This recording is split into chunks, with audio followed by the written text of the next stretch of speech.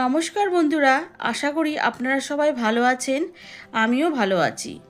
আজকে আমি আপনাদের সঙ্গে শেয়ার করছি সুজির দারুণ সুন্দর একটা মিষ্টি রেসিপি। সুজির মিষ্টিটা করার জন্য সবার প্রথমে আমি মিক্সার জারে নিয়ে নেব 1 কাপ সুজি। সুজিটা নিয়ে দেব এর মধ্যে 3টে এলাচ। এবার সুজিটাকে আমি মিক্সার জারে গুঁড়ো করে নেব।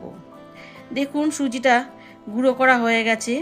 সুজিটাকে কিন্তু খুব মিহি করে গুঁড়ো করে নিই, একটু দানা দানা আছে সেইভাবে আমি গুঁড়ো করে নিয়েছি। এবার ওই মিক্সার জারে আমি গুঁড়ো করে নেব 1 কাপ চিনি। চিনিটাও দেখুন গুঁড়ো করা হয়ে গেল। এবার আমি মিষ্টিটা তৈরি করার জন্য একটা কড়াই বসিয়েছি। কড়াইয়ের মধ্যে দিয়ে দিলাম 1/2 চামচ ঘি।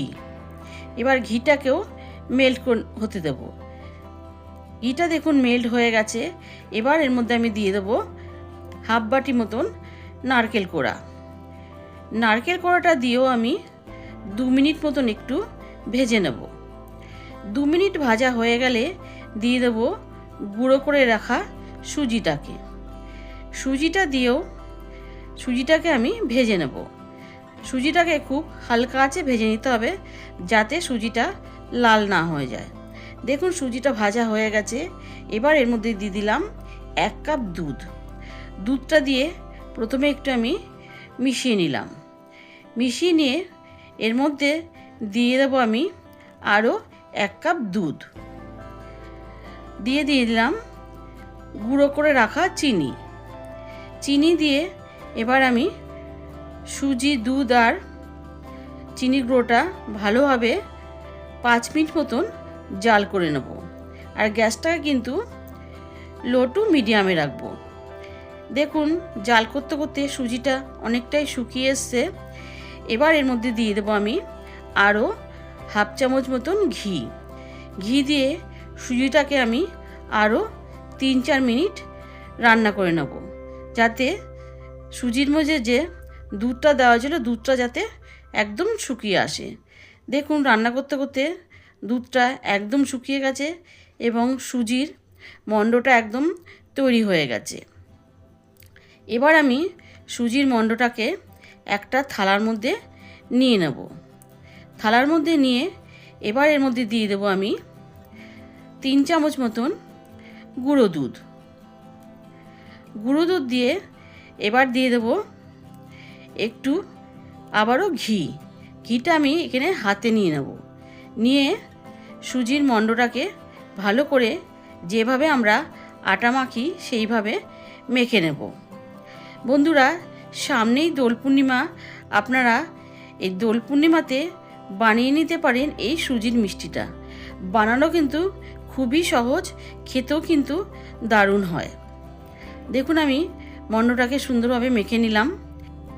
এবার ওখান থেকে আমি অল্প করে নিয়ে হাতের সাহায্যে আমি লম্বা লম্বা করে এক একটা মিষ্টি তৈরি করে নেব। যেভাবে আমরা লট চমচম বানাই সেইভাবে আমি মিষ্টিগুলোকে তৈরি করে নেব। মিষ্টি বানাতে এখানে বলে রাখি, আমার নিত্য নতুন রান্না দেখার জন্য আমার চ্যানেলটি যারা সাবস্ক্রাইব করেছেন তাদেরকে জানাই অসংখ্য ধন্যবাদ।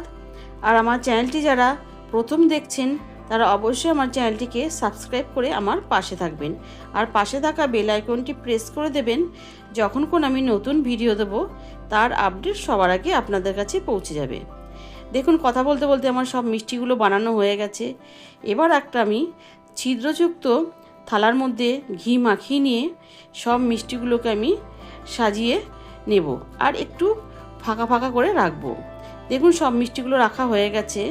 এবার আমি একটা কড়াইতে গরম জল বসিয়েছিলাম, ওর মধ্যে দিয়ে পাত্রটা বসিয়ে দিয়ে ঢাকা দিয়ে আমি রান্না হতে দেবো প্রায় 10 থেকে 15 মিনিট মতন। দেখুন 10 থেকে 15 মিনিট পর মিষ্টিগুলো একদম রেডি হয়ে গেছে। এবার নামিয়ে নিয়ে ঠান্ডা করে নিয়ে আমি এখানে গুঁড়ো দুধের মধ্যে আমি ঘি মাখিয়ে রেখেছিলাম, সেই গুঁড়ো দুধের মধ্যে আমি কোট করে নেব। এভাবে আমি সব মিষ্টিগুলোকে কোট করে নেব।